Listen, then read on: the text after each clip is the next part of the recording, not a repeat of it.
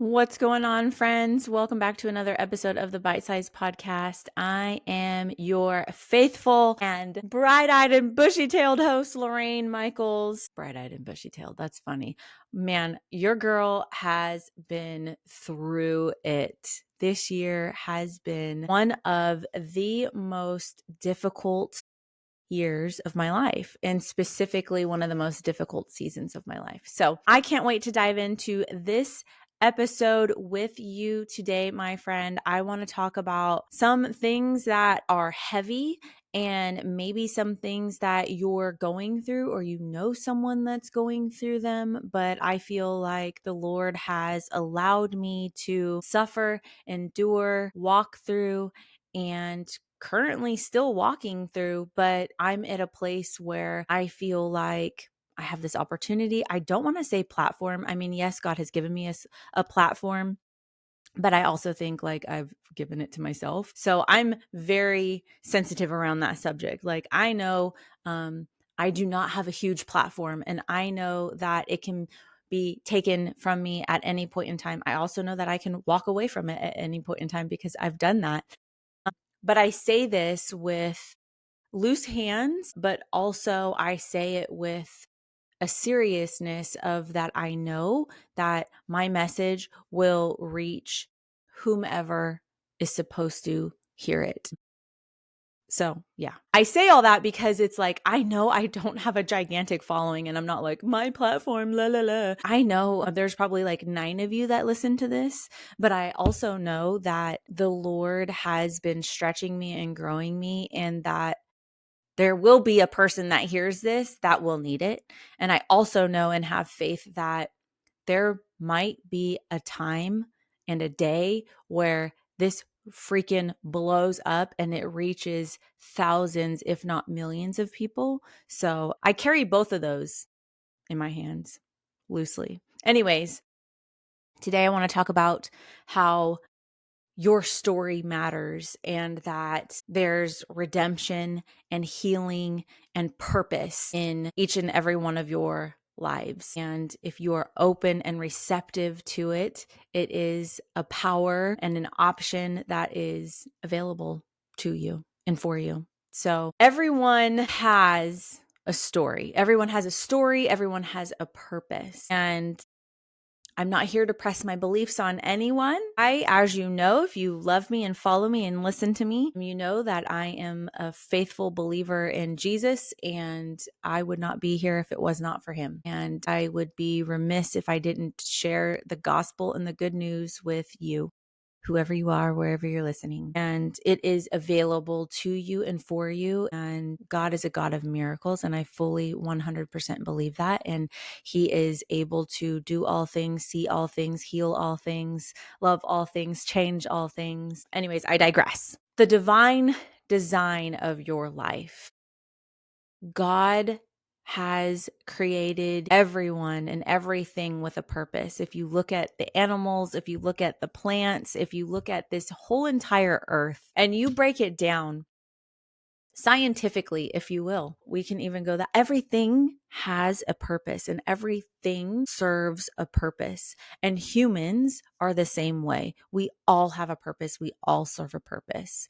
And it's whether or not we choose to tap into that. We have complete and free will. And if we choose to tap into our calling, to tap into our divine spirit, your creator, if you choose to lean into that, you will learn it and figure it out. And I also want to emphasize, and I need to hear this just as much as you do on the other side of this, that there's no mistake in you. God did not make a mistake in creating you, and that your life has meaning and purpose. And every story is a part of a greater plan. And the reason why I say that I need to hear this too is because in this season, have been really struggling with depression, anxiety, the loss of hope, the loss of the will to live. And I have to constantly remember that there is a purpose for this pain. There is a purpose for my life. There's a reason for all of this. And some of it is self-inflicted, and it's because of the decisions that I have made or am making, the healing that I am doing or not doing. And so I am taking full responsibility of where I'm at right now. And yes, there are some thoughts and feelings that I cannot control them entering me. However, I have complete control over my thoughts. When a negative or impure thought or a bad thought or a scary thought or whatever that comes into my mind that I don't want to feel, that I know is not right for me, that I know is not healthy for me, at that point in time, I have the power and the strength and I have the control to accept it or to reject it. And you do too. You have that control. If you are struggling with anxiety, depression, intrusive thoughts, whatever that is, I understand that you don't have the control of what pops into your mind, but you, friend, hear me, you have complete control on whether or not you accept that thought or reject that thought. And it has been taking a incredible amount of strength in me to reject these thoughts. I have had to stop myself daily, hourly, sometimes by the minute. I have to stop myself and remember that is not a true thought. And that is not a thought that I am going to subscribe to, and I reject it. And I have to immediately stop and pray. The Holy Spirit helps me, comes in, heals me, and fills me with truth. I have scripture around that I have to remember, recite, cling to. There's people that I have to text and say, hey, I'm struggling right now. Can you please pray for me? And that is okay. That is okay. I want to tell you that is okay. If that is where you are at right now in this season, or you're not in that season right now, but you have been before, or maybe you will be, I want to tell you that that is okay. I hope that you have the people in your life that you can count on, go to, call in a pinch, and tell them that you're struggling and they are with you. They sit with you in it. They don't brush you off, but they help you through it. So I want to emphasize that your life matters and there's no mistake in you, and that God has a reason and a purpose for you. It says it in Jeremiah 1:5. Before I formed you in your mother's womb, I knew you. He tells you, God tells you that he knew you. He created you. There's a purpose for you. So I want you to hear that, friend. And I also want you to know that your past does not disqualify you. It doesn't matter what you've done or what has been done to you. That does not disqualify you. I have made countless mistakes in my past, and I continue to make mistakes, and I continue to fail, but I fail forward, and I'm learning and I'm growing, and I'm constantly in communication with God on how can I be better? How can I heal? What can I do? I want to be the best version of myself. And I know deep down, if you are listening to this, you want that too. You want to be the best version of yourself, the smartest version of yourself. You want to be successful in whatever career, if you're in medicine or if you're in real estate, whatever it is. I know that you want to be the best version of yourself, because we were not created to just get by. We weren't created to just skim by the hair of our whatever. I don't know. I was going to say skin of our teeth, hair of our nose. I don't know. I always mess up those. What are they called? Euthanisms? No, that's when you kill a dog. I don't know. I don't know what I always mess those up. I'm not editing any of that out. So your past does not disqualify you. The pain is not the end of your story. So if you're in a hard spot right now, there is 100% opportunities for redemption. I know. So speaking from personal experience, when I was not living the best life and I was not making the best choices, in that moment, I obviously was not thinking positively or, living a healthy lifestyle. And so I was not thinking of a redemptive story. I was not thinking of how is God going to use this for someone else. I wasn't thinking that. It wasn't until I started healing and until I started realizing that this is not the life that I want to live. I know I'm called for better. I know that I am not happy, right? So it started with a realization that this is not the life that I want to live and I want to be happy, pursuing happiness. And for me, pursuing happiness and joy and peace led to a relationship with Jesus,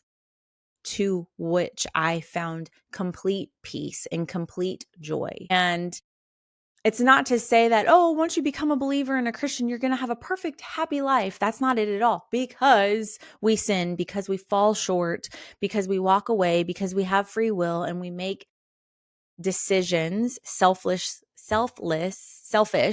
decisions. When you are living in the flesh, that's what it's called in the Bible. When you're operating in the flesh and living in the flesh, that means you're doing things of your own desire.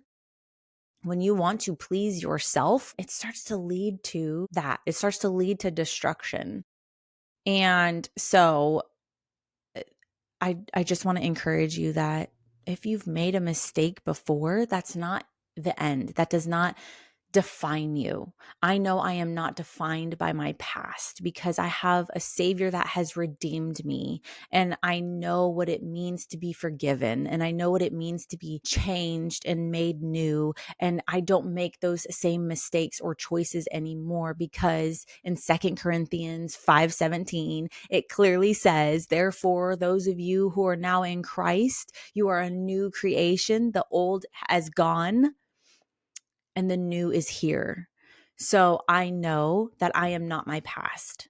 So I hope that encourages you. If you're hearing this and you're like, oh, Lorayne, you don't know what I've done. Friend, I've done some horrible things too. And I also know that God has forgiven me and has redeemed me, and I am not who I used to be.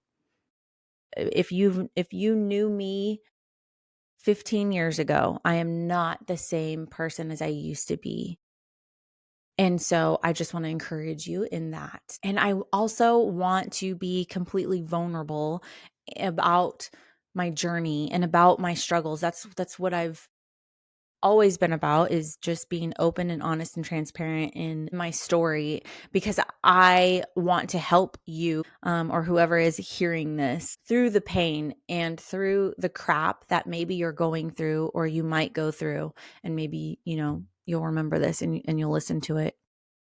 But my story of depression and anxiety and 2 failed marriages is not who I am. That does not define me. Depression is not who I am. I don't say I have depression because I'm not claiming that. I'm not owning that. I don't say, like, I don't identify as, someone that has been married multiple times or who has been unfaithful in their first marriage or who's dealt with addiction, abuse. Like, I don't identify as that. That is a part of my story, right? I have come so far from that. Jesus has walked me through those seasons, those dark seasons, and has shown me the light and has shown me what love is and has shown me what grace, forgiveness is, what joy is. I have been through the darkness to appreciate the light. And one of the hardest, like I've mentioned before, this season has been so incredibly difficult for me in a marriage that it's not that it's the worst marriage. It's not that it is, marriage is a reflection of you and your partner. And in any relationship that you're in, that relationship will be as healthy as the least healthy person.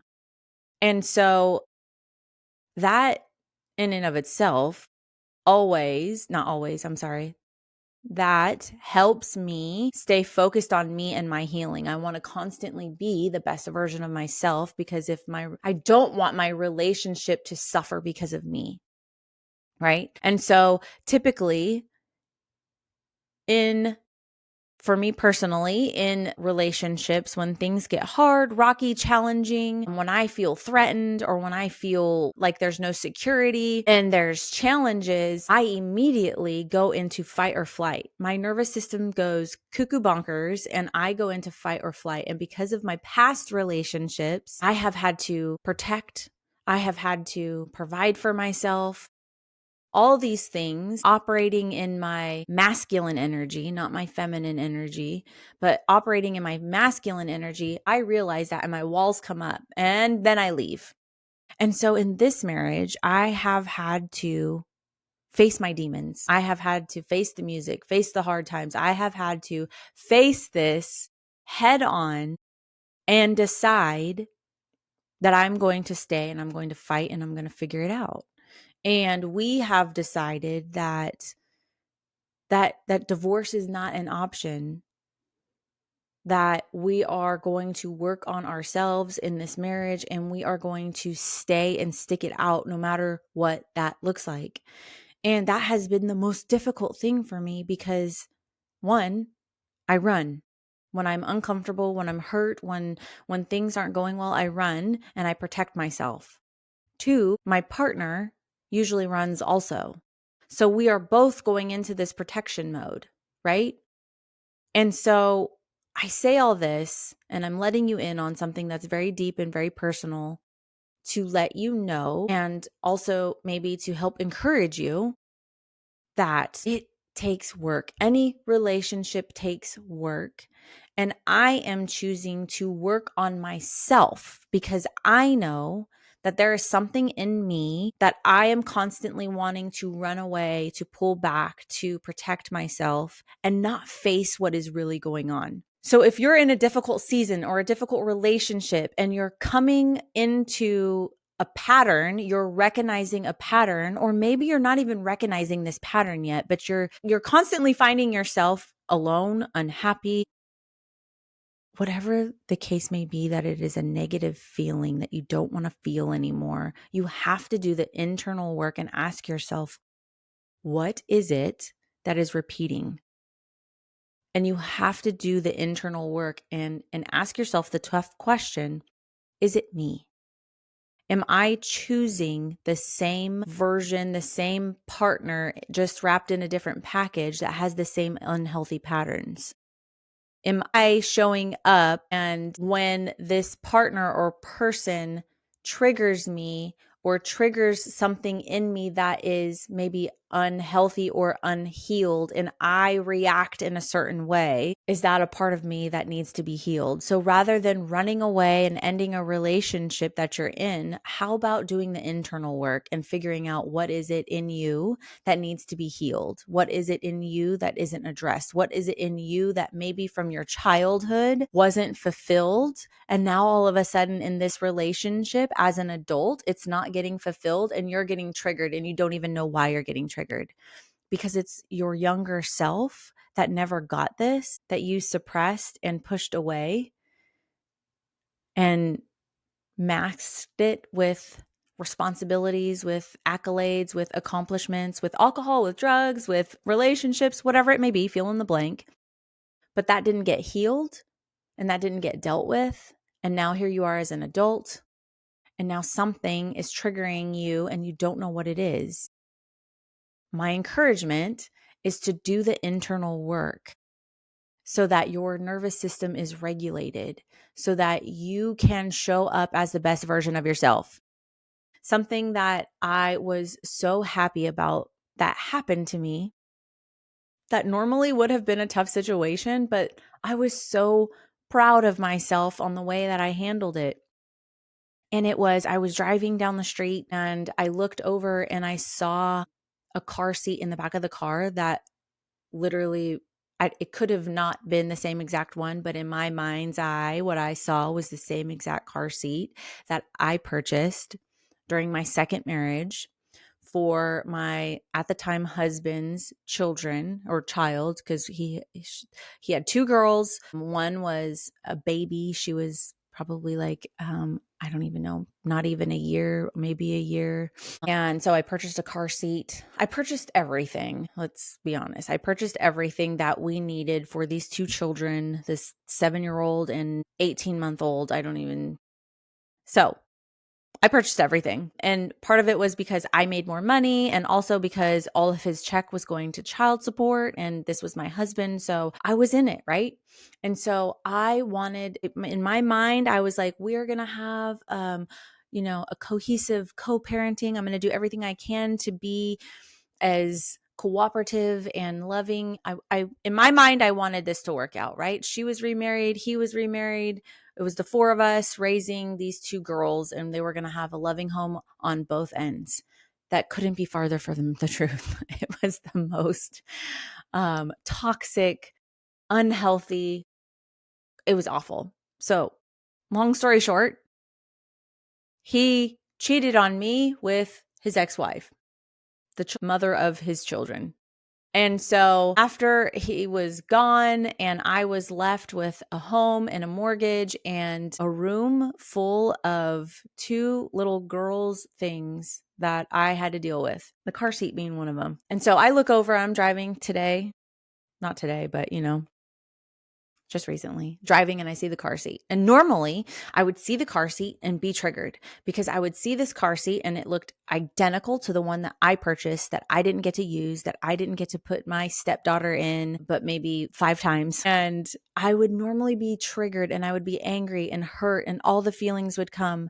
But instead, because I've done the work, I saw the car seat and I looked over and I went, not my story.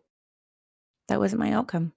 I didn't get to put my own baby in there. I didn't get to experience having my stepdaughter grow out of that. It wasn't my story. Well, hope they have a nice day. And I hope they're doing good wherever those little girls are now. And that's what I mean. Like, I had to walk through and learn the steps of regulating my nervous system, of healing that trauma, of, doing the work of that's not my story.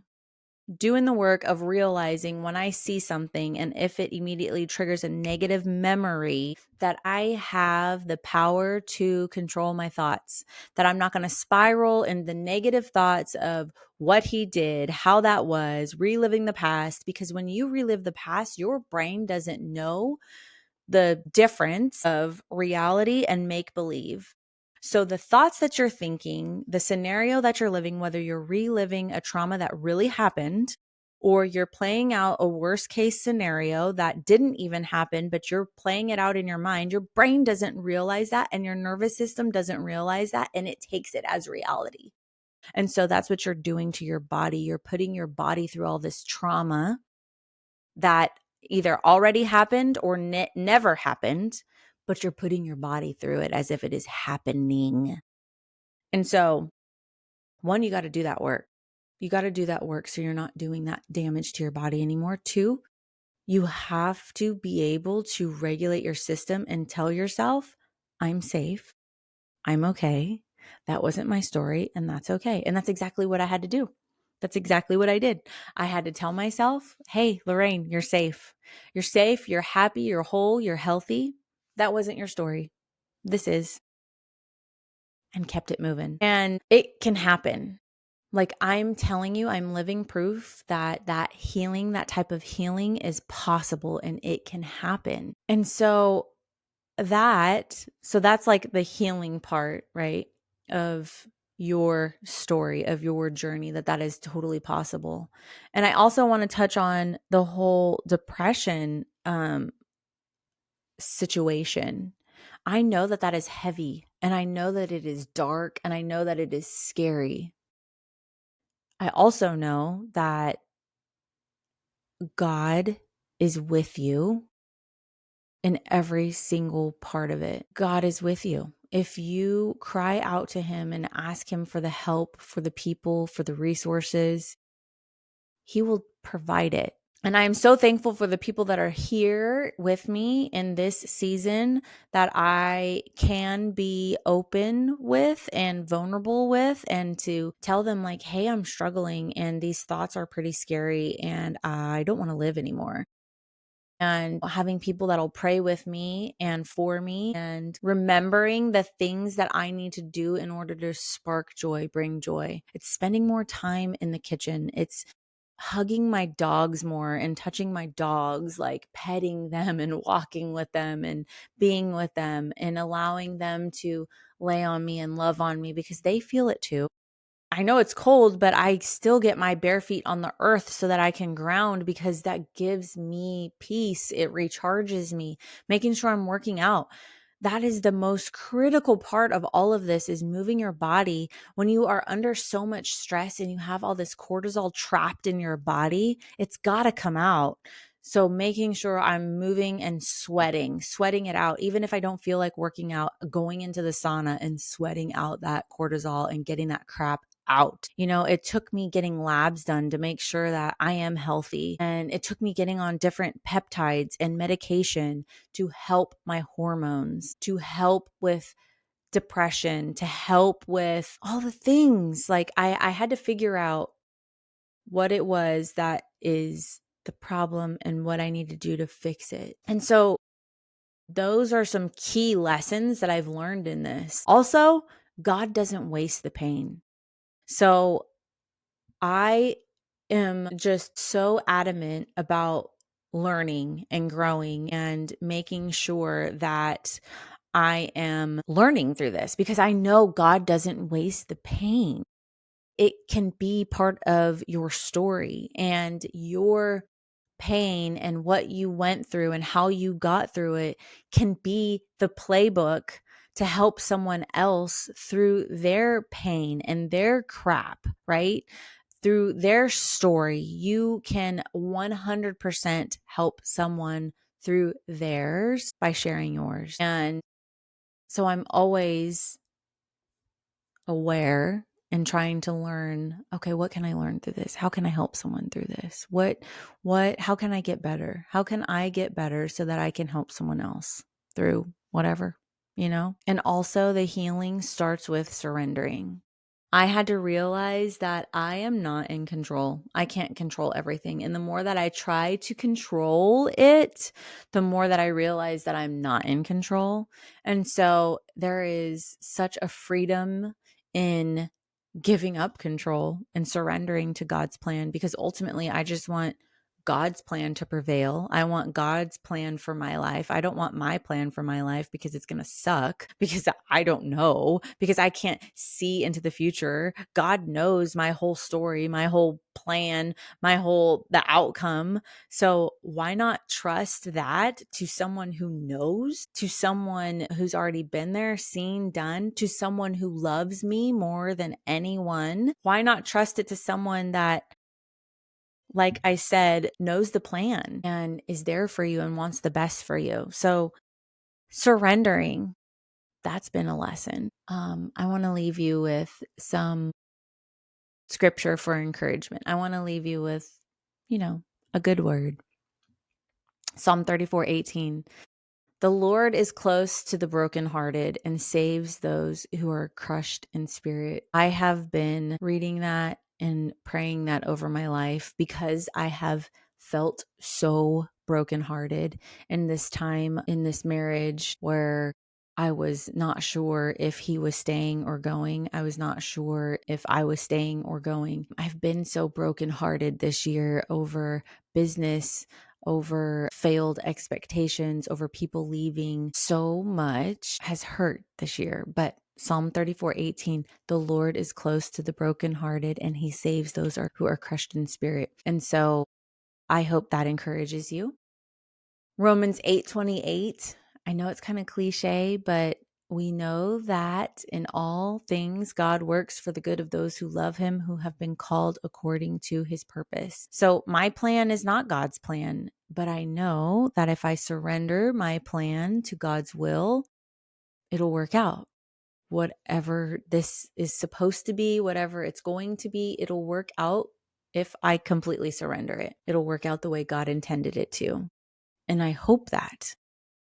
And I just want you to know that if you're struggling with your faith and you're struggling to believe and you're struggling to hear from God, I get it. I've been there too. I have been struggling with it and wondering, like, how do I go on? How do I take another step, another breath? Like, what is the purpose of all this? Because it hurts so much and I don't want to do it. But I remember that God heals, that I remember this right back here, this little sign that I have back here, that God can restore and heal all things, all things. All you have to do is have faith. And I absolutely do. I absolutely do have faith that God can heal the depression, the anxiety. God can heal a marriage, a broken marriage with broken people. God can heal it. It just takes people to have faith. So friends, I hope this has helped. I hope that this finds you perfectly wherever you are. And as we wrap up this year, I know things are getting crazy and this is going to come out on Christmas. I know that you were meant to hear this, and I pray that 2025 is an amazing year for you. And I want you to know that there's purpose in the pain, that you have a purpose. There's a reason why you are here and why God created you, just like there is me. And my message is that your mess can be your message and that your past doesn't disqualify you. And that I understand that depression and anxiety are real, but I also know that God is a healing God of all things, individuals, of trauma, of marriages, of relationships. So anyways, Happy New Year, Merry Christmas, and I just pray that you have faith wherever you are. You have faith. Peace out, my loves.